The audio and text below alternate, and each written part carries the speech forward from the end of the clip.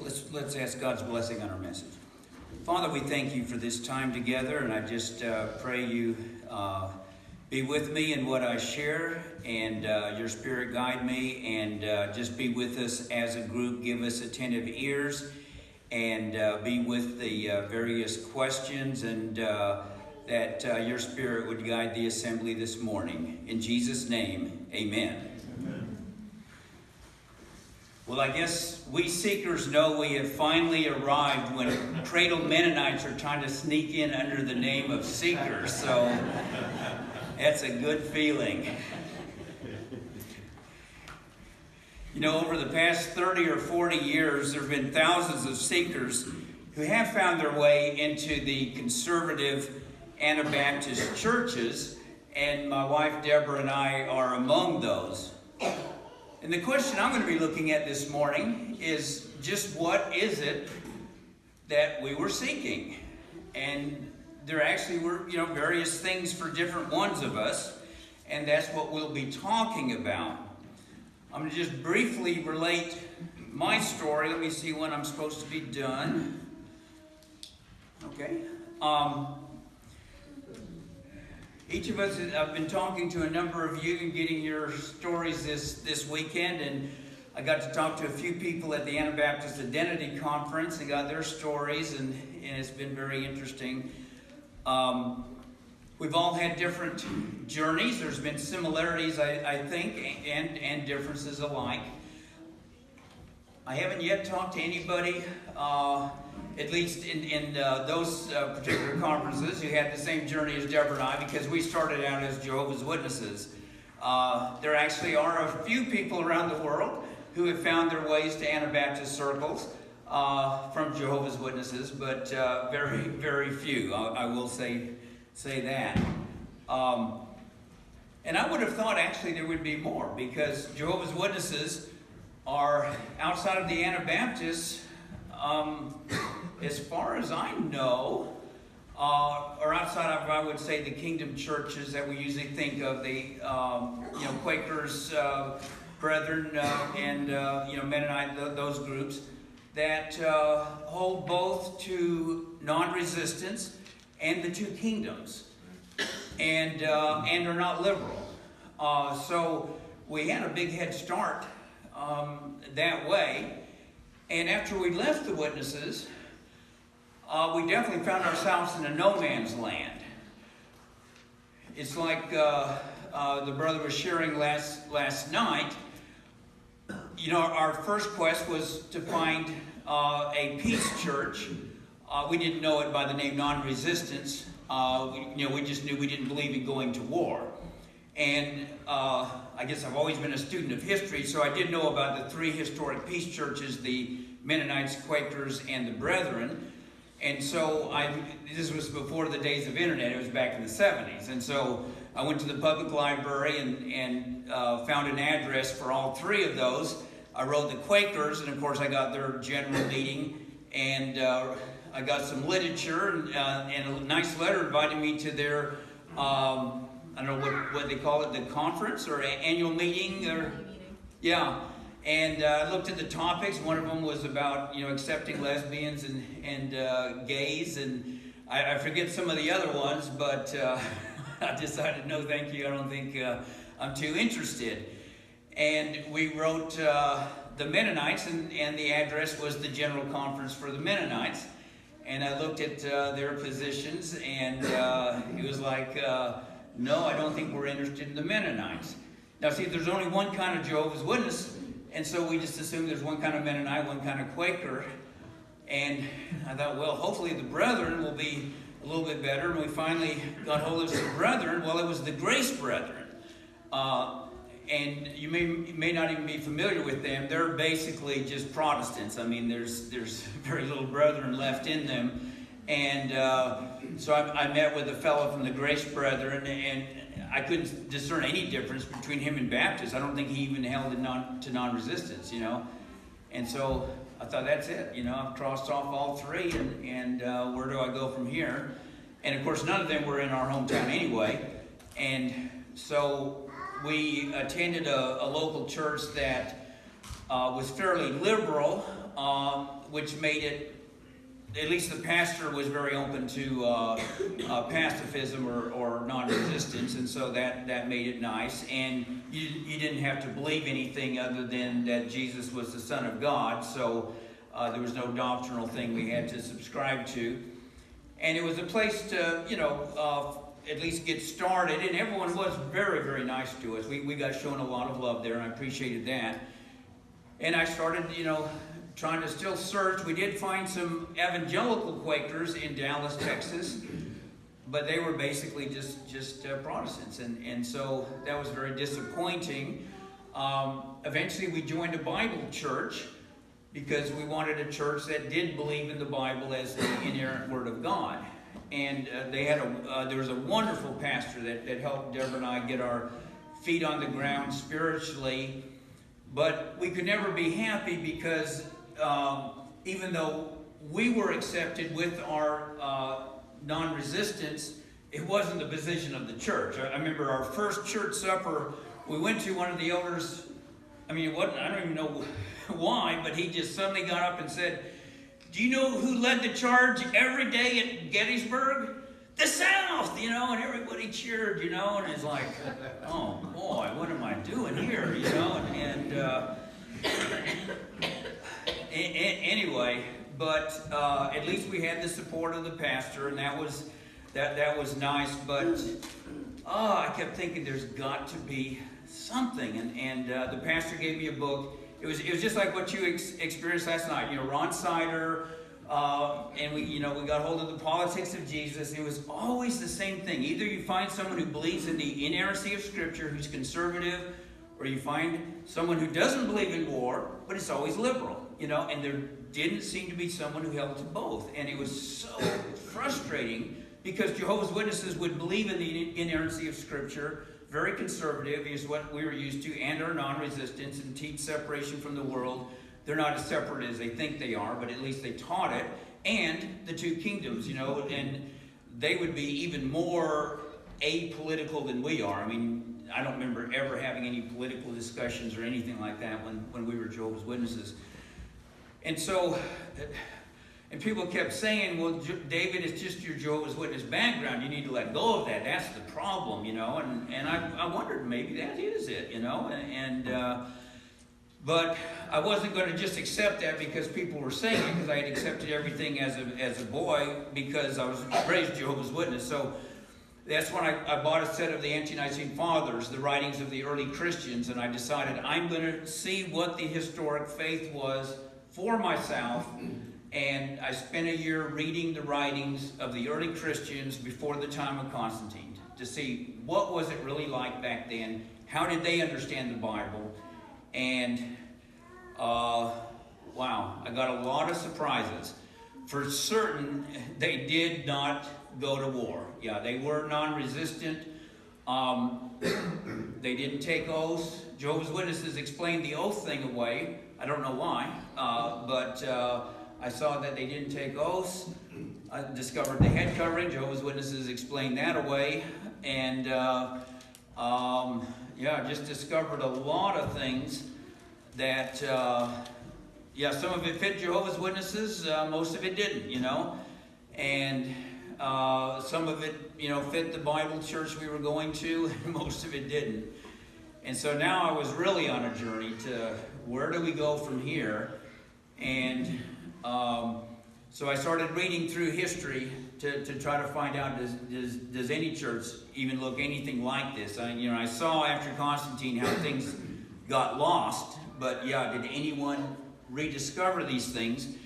And when I got to the Reformation, I read Luther and Calvin and Zwingli, and I saw that they were in no way a restoration of the early church. And then I got hold of Menno Simons and Michael Sattler and read their writings. Michael Sattler, there's not very much. And I saw, okay, now we're getting back to the early church. Not perfectly, there's some differences, but we're getting very, very close. Lifestyle, almost exactly the same. And so this was exciting.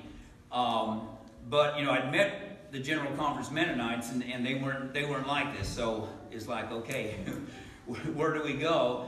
And as things were, I think through God's guidance, Deborah's parents lived in Harrison, Arkansas. Does that ring a bell with any of you? Any of you seeing the connection? Yeah.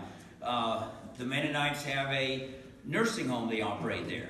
And I had figured if I was going to find one of these churches, if there was a church that didn't follow the normal pattern, I'd find it in a big city, you know.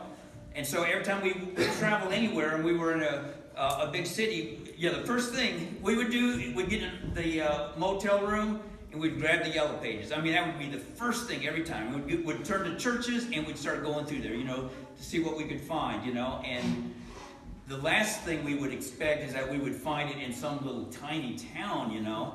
But anyway, we were there in Harrison, Arkansas, and we thought, well, let's just see what's here, where we can go to church this weekend.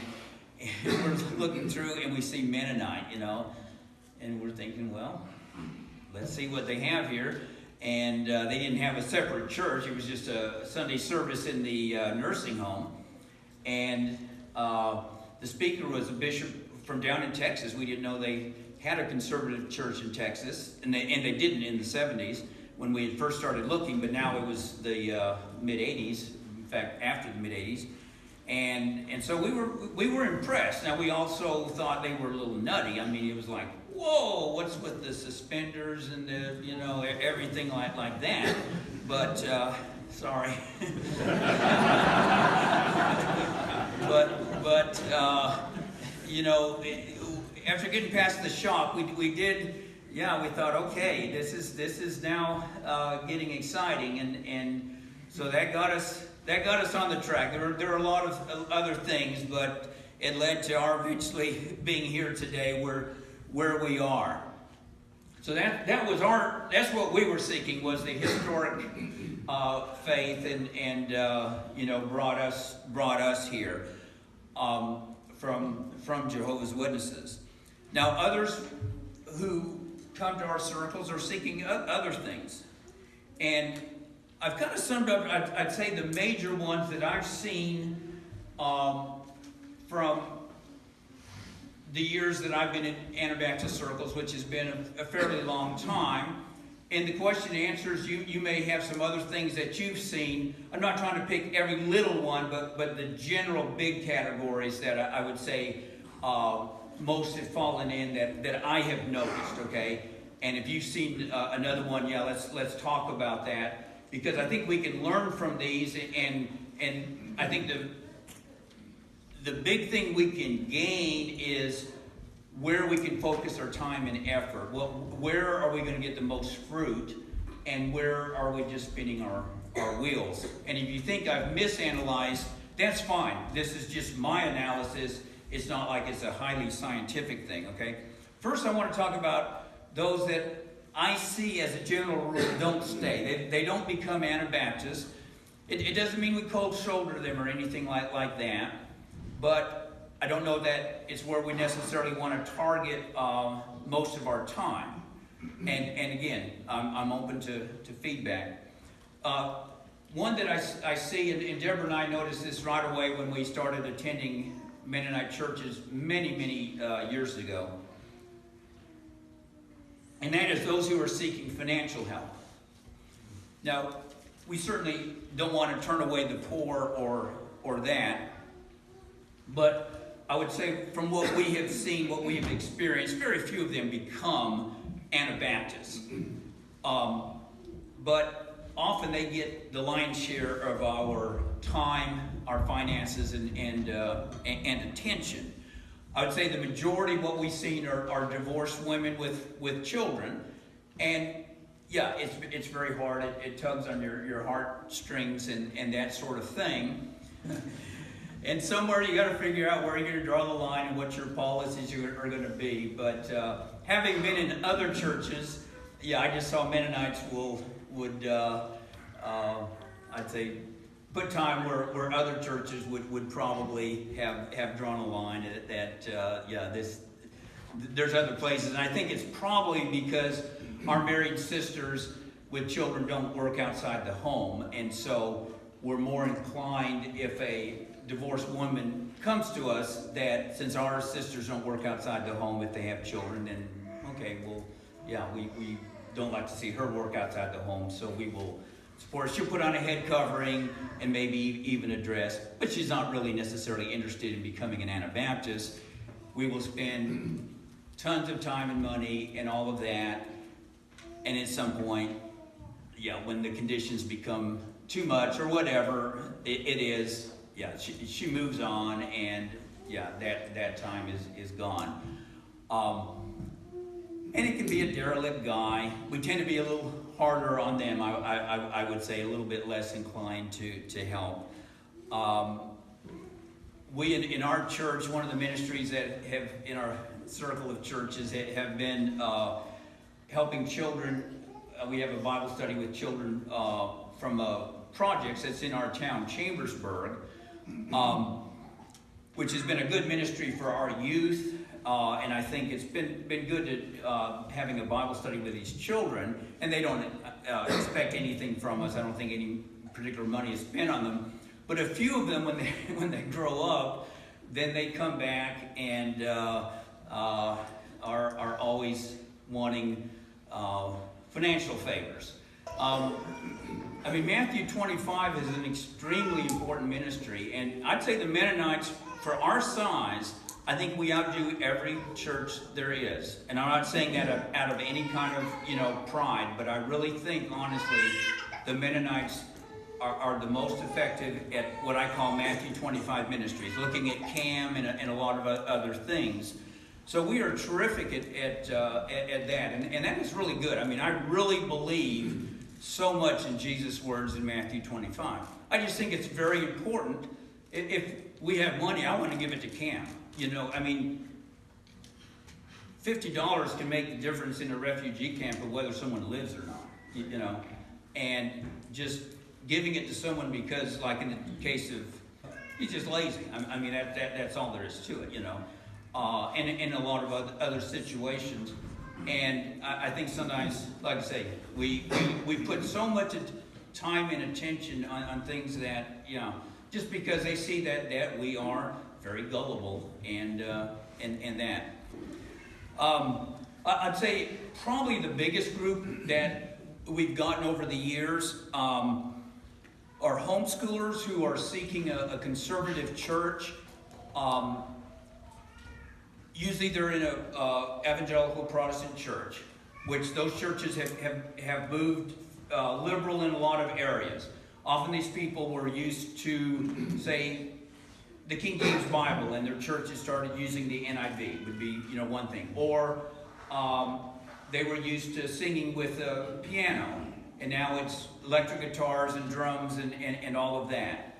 Or their churches started accepting divorce when they didn't used to. Some issues like that. And so a lot of these families then have started looking for something more conservative. And they find our churches, and we don't have electric guitars and drums and that, divorce, and most of our churches use the King James Bible.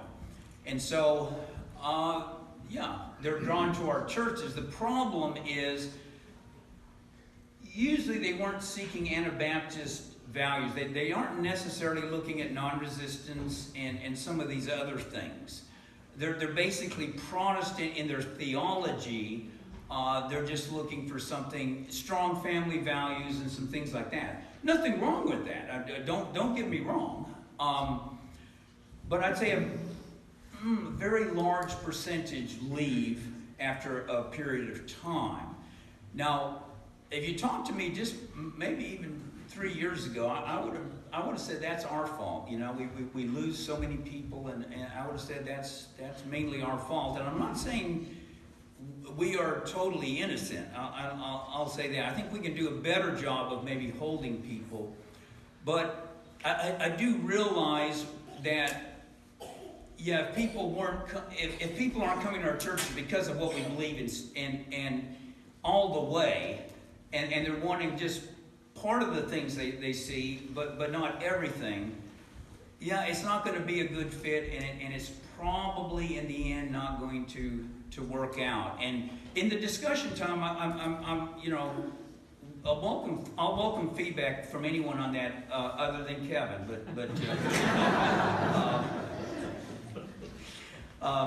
but anyway, this has been, my thought, and part of this, I'm saying I know some things that are probably a little bit provocative, but I'm wanting, I'm trying to analyze. Somebody, I think Ernest, maybe made the comment in one of the church planners that maybe only 70, take it the other way, that maybe we lose about 75% of the people who come in our circles. I was quoting you. You were quoting me. Okay, well, I was quoting you. That original source? Yeah. I think we're both estimating, but I think that's probably a fairly accurate estimate from what I've seen. And I'll just give you the example. The church that was closest to us in Texas, it was a conservative Anabaptist church. And we were around it for 14 years. And they had the finest pastor you could ask for. You certainly couldn't blame anyone leaving on his account. In fact, if you ask most of the people, they would have said one of the reasons they were there was because of him. Just wonderful brother. But the last time we were there, none of the people that we had known during those 14 years were still there. They had 100% loss, okay? And, I would have blamed that mainly on them at one time. And certainly, they had some upheavals in the church, and that's often when they lost people, So our failings do lead to people leaving, People come in because we dress differently. I think people often have unrealistic expectations. They see a guy with suspenders, and they think, man, this guy must be just really holy, because he's got these suspenders, and That's all it takes. But because we do dress different, and hopefully our lifestyle, and I do believe it is noticeably different than that of most churches, but we are imperfect. But it takes a while maybe to discover some of the imperfections, and so after a few years,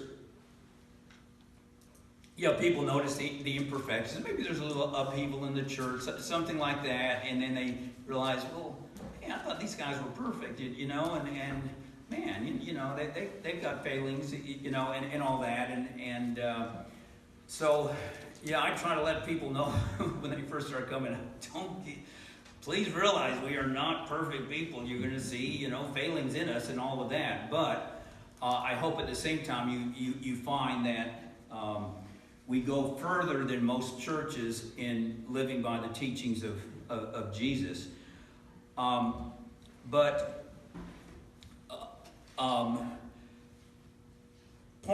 What Ernest shared yesterday, I thought was really good. I think it would be nice if we had that in a brochure or something that we could just give people that, hey, this is what we are about. It's not necessarily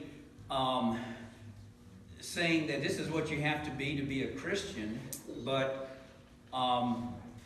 we are 500 years old. We have developed a culture, and the culture is what has held us together for 500 years. Now, there are certain things that, maybe aren't necessary, and there's certain things that maybe need to be dropped, But every subgroup does have a culture of its own.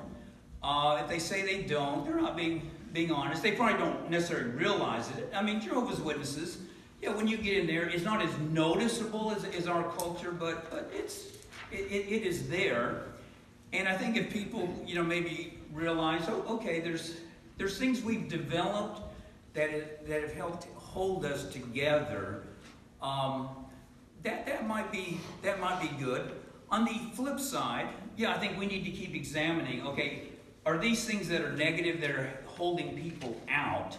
The things you listed yesterday, I think for the main part, I would see as very positive things, you know, that attract people. Certainly the family things, I'd say were, for me, one of the very big things in addition to the teachings of the Bible. When I saw the families, the Bible church I went to, Deborah and I, when we went there, were around 30. When we became members, we were 30 years old, and we were there 10 years. And the couples who were around our age, the ones we hung out with, today, I think only one of those couples is still married. And that is just... And while we were there, they were dropping like flies. I mean, and there were quite a few young couples, and that was just for us. I mean, like I said, Jehovah's Witnesses don't have quite as strict a view as we do, but it was pretty strict. I mean, I can't think of any of my friends who got divorced, and when I check on them these days, they're still married. My, you know, the Jehovah's Witness friends I had, and it was just nice when we joined Shippensburg or started attending there regularly. Yeah, just knowing that the couples I was seeing, they were going to still be there, and the stability was one of the big drawing factors for me. Okay, now, in talking to a lot of people who have been around the Mennonites and have stayed, and then some of you who are fairly new, one of the things I heard a lot, and so I'm saying this is maybe a characteristic of those who stay, although some of you who told me this are fairly new, so it may or may not be the golden thing, but it might be something we want to focus on in our attention and time. I was hearing things like, I was seeking for authentic Christianity. I was looking for something real. I was seeking a church that upheld all of the teachings of the Bible without compromise. I was looking for a simple lifestyle and brotherly community.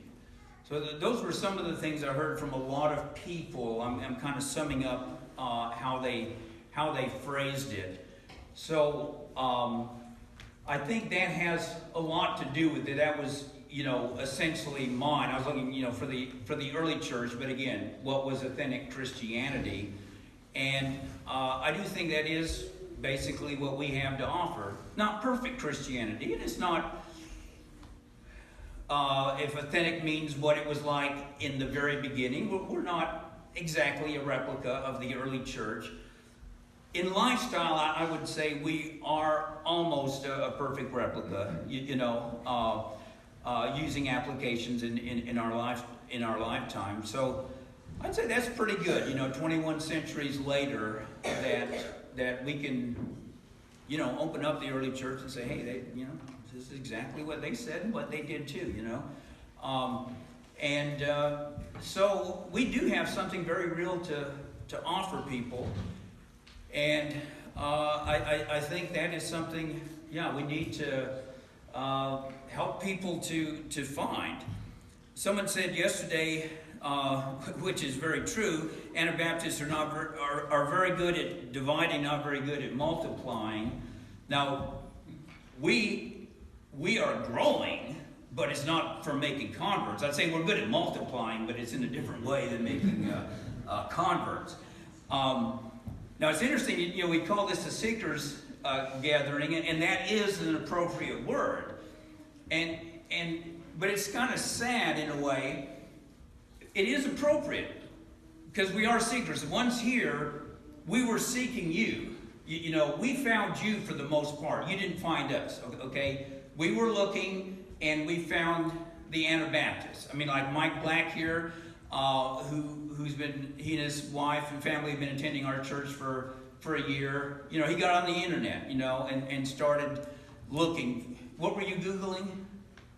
I found it through your website, but I was just trying to find anybody that held to those values that you talked Okay, so yeah, I had to just get on, and he didn't know there'd be anything in his area, and just was looking, and eventually took him to Squirrel Publishing, and then he found out, oh wow, they're in Chambersburg, Pennsylvania, and he was in Hagerstown, Maryland, which is only like 15 miles, 20 miles away, and so it connected. But yeah, he was telling us last night he had to go through quite a bit to find our phone number and everything else, and a lot of people would have just given up.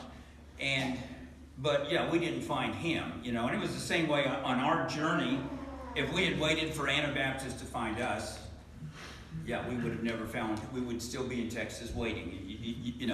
I'm not saying that as a dig. I'm just saying that's the sad reality. I mean, we were the ones going to the library and this and that, going through the phone book and those kind of things, or else we would have never found the Anabaptists.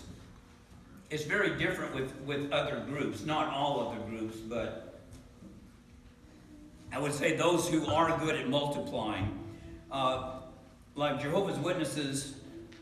Yeah, we didn't ever use the term seekers, because I don't know that. I can't think of anyone ever walking in the door in a Kingdom Hall and always looking for something. We were out looking for people, knocking on their doors.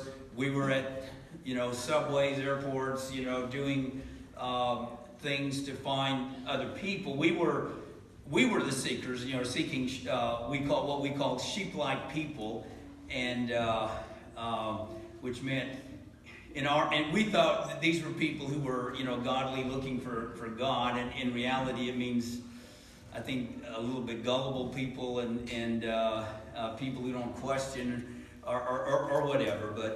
But yeah, we were the seekers looking for people. At the Anabaptist Identity Conference in March, how many of you were there? Any of you?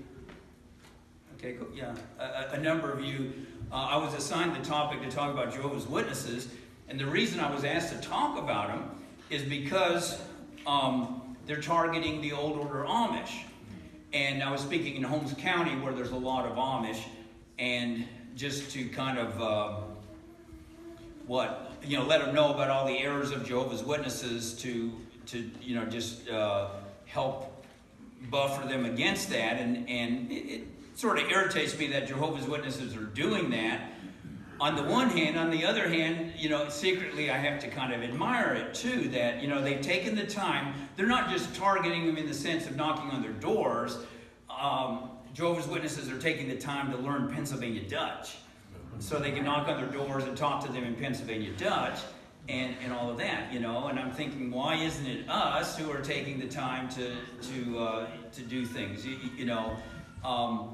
and that's why you wouldn't ever talk about seekers as a Jehovah's Witness, because, we didn't have seekers coming to us. We were seeking them and brought them in. And, well, like in our congregation when I grew up, there were maybe 12 to 15 families in our congregation, plus, visitors on a given Sunday. Of those 12 to 15 families, including all of the leaders, every single person there was a convert. Not a single one was a cradled Jehovah's Witness. And it would be a little different today. You see more second, third generation Jehovah's Witnesses, but everybody was a convert. And so it was so normal. I mean, you wouldn't talk about, are you a seeker here? Are you it was just, if you had a gathering of Jehovah's Witnesses who were converted to it, well, it'd be the same thing as the ones who, it'd just be your congregation, and it wasn't a lot different as evangelicals. We didn't go out and knock on doors, but there were other ways that we reached out that were maybe just as effective. And I'd say our congregation that we went to, the Bible church, probably at least 50% were people who were converted from a non-evangelical background, including our pastor. And so again, it would have been kind of strange. You didn't talk about seekers. Not very many people just walked in the door. If they came to church, it's because someone invited them, and then church was used as an evangelism method. Almost every sermon ended up with some kind of invitation, salvation message, and so people would try to bring your unchurched, unsaved neighbors and friends to church, and that was a pretty effective method, for the message that they taught. So I'll be glad when the day comes when there's no need for secret gatherings. Not because I don't like what we're doing today, but just it'd be nice when that day's not here. When there's, we're the ones out doing the seeking, and when there's so many people here from non-Anabaptist backgrounds in our circles that there's nothing unusual about it. You're not tagged as a seeker, because so many Anabaptists aren't. In the beginning, no one was a cradle Anabaptist. Everybody was a convert. But having said that, for those of you who are cradle Anabaptists, I'm glad you've kept the torch going 500 years. I mean, I am deeply, deeply grateful for that. That when we were searching, there was something to find. It would have been very discouraging if, in the end, we would have had to try to start something from scratch. Okay. Now, one of the things when I was talking to people yesterday was I also learned how they found us. Some of them, in fact a number, it was through personal contact. Spicer mentioned she was in a fabric store, and she noticed, I think it was a plain couple, she noticed the wife, she said, had a bounce in her step and a smile on her face. And they were at the counter checking out together, and the plain sister was very helpful to her, the one with the smile on her face, and they struck up a conversation, and that led to where they're attending church now, which is the church where Ernest is. Ted, he and his wife, because he uses a Belgian horse in his work, they were in Lancaster County, was attending to horse care, getting horse supplies or whatever, and encountered plain people there and were impressed with them and developed a relationship through that. The church in Texas that we attended for a number of years, the last time we were down in Texas, which was last year, we stayed with the pastor, and we met a couple who just started attending the church, and they were there because they met the pastor's granddaughter. She's a married woman in her 20s. She's just an extremely outgoing person. They were in a grocery store, and she struck up a conversation, or maybe they asked her about her head covering, something like that. But anyway, and we'll see where that goes from there. Wrong here was in a public park, and he and Ernest. I don't know if Ernest reached out to him or the other way around. Personal contact is important. It won't happen if either we don't go up and talk to people, or at least have a smile on our face where they feel comfortable talking to us. And I do hear a lot, an awful lot, that many plain people don't have smiles on their faces. And it may not be intentional. Often I don't. I don't know. It's something with something with the way I was born. When I think I'm smiling, it looks like I'm frowning to people. I have to really work to make sure. I'm serious. One day, it was a spring day when I was a boy, I was a teenager. I was happy as a lark. I thought I had a big smile on my face. I was going to the public library to get some books, and I just thought I was so happy. And as I went to the door, a lady came out the door, and she looked at me and she said, "Is it that bad?"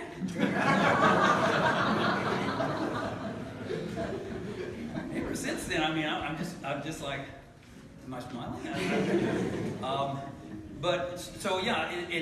It's probably not intentional, but it's made me aware that, okay, make sure I look like I'm smiling. I think I'm smiling, but make sure other people know that I am. But I think, we need to, if it's not necessarily just the way we naturally look, because no one's going to go up to someone with a frown, and it really, really turns them off if plain people look like, we don't enjoy life, and so why would you want to go to someone's church that, they look miserable and that? I mean, it just kind of tells them that, these poor people, they must just be, whipped with a switch every Sunday or whatever, is why they attend church and are afraid not to or something.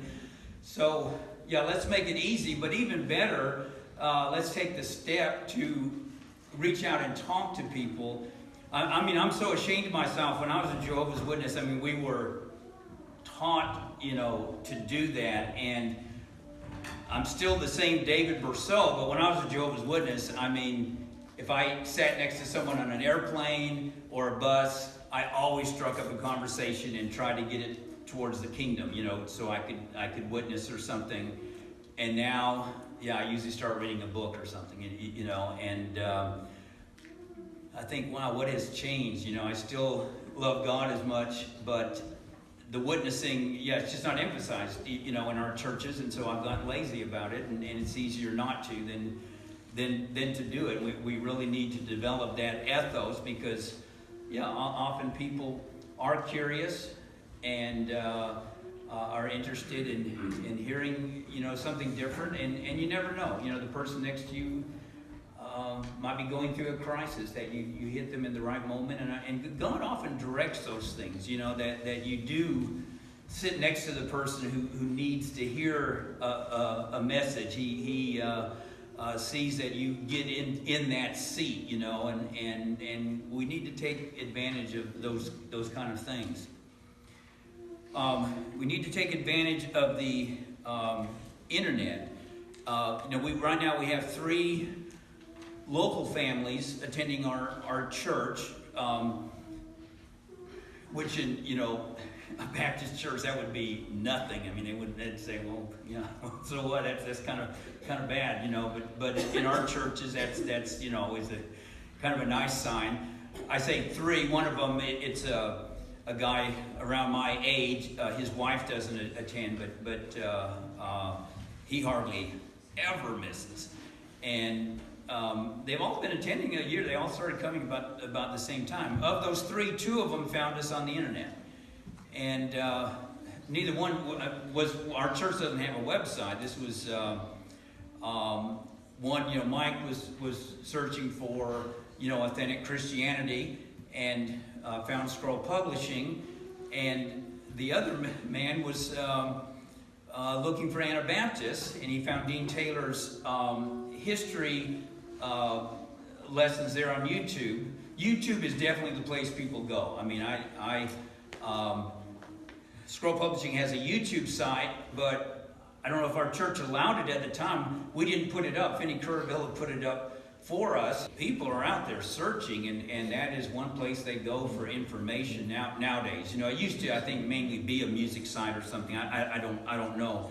But like I say, 2 of the 3 found it, and the one who found Dean Taylor's history lessons, there was an email there, so he emailed Dean Taylor. He said, I live in Chambersburg. Would you know anyone here who would have similar values as you? Of course, Dean Taylor and I were in the same church in Texas for 10 years, Dean got that and said, I don't believe this. This is like from God or something, And so he wrote the guy back and said, I actually have a good friend there. And so he forwarded it to me, and I called the man up, and like I say, he's been attending faithfully ever since. It's a big stretch for him. He's always, coming up to me after my sermons and says, are you going to do this to me every Sunday, turn me upside down and that? But he seems to be willing to get stretched, so we'll see where it all ends up. But I think at least we can do, if we're not ready to go out being the seekers, at least we can make it a lot easier for the ones who are seeking to find us. One of the things I noticed, we were talking last night sitting around, when people have asked us, okay, is there a church in a certain area, and I have gone to the, what was the site you were telling me? Amish Mennonite? Or? Beachy Amish. Yeah. and you go there and then it says contact us or something. Well, when you go there, then it asks you to put in your information and they'll contact you. And that's better than nothing. That's what Mike did. But I know if it were me, I would be real hesitant, like, ooh, I don't know you people, and I don't want to give you my phone number and all of that. There needs to be a number where people can contact us, but obviously that could take a lot of somebody's time. But wow, with all of our resources, it would seem like, we could, that could be a ministry of CAM that could be donated to, that there could be a call line for people who want to contact Anabaptists. I don't know if it's ever been talked about. It's not CAM's fault, but I'm saying, whoever the powers be, something needs to be done where people can have a number who are seeking, so that we don't make it quite so hard to find Anabaptists. That's, I think, just a minimum step that we can do. And I think there's more. I think some of the resistance in the beginning, just for some of you like Ted who are kind of new, if you're wondering, what I'm even talking about, Anabaptists, I think rightfully have been, every new technology we're a little suspicious about, because technology can be used for bad things, and the internet is obviously a huge danger, and I think most of our church allows it, but we require, if you have internet, that you have an accountability filter like Covenant Eyes on it, and somebody else, either your wife or a brother in the congregation, is getting a report of where you go, just for safety, because it is a great danger, and I fully support that. And so, there's been that reluctance, on the internet. I think some of that's breaking down, because we see now it's how people communicate and that. But yeah, so we've been a little bit slow, I think, to make use of it, and it empowers us as a small group of people we can reach the whole world. We have the same presence as Exxon or Amazon. We can put up a website, and it, with a little work, you can, have it come up in the search results. It takes a little bit of work to get it up high, but yeah, you can reach the people with the message that we have, and I think God will hold us accountable for not, doing some of these minimal steps that we can take advantage of.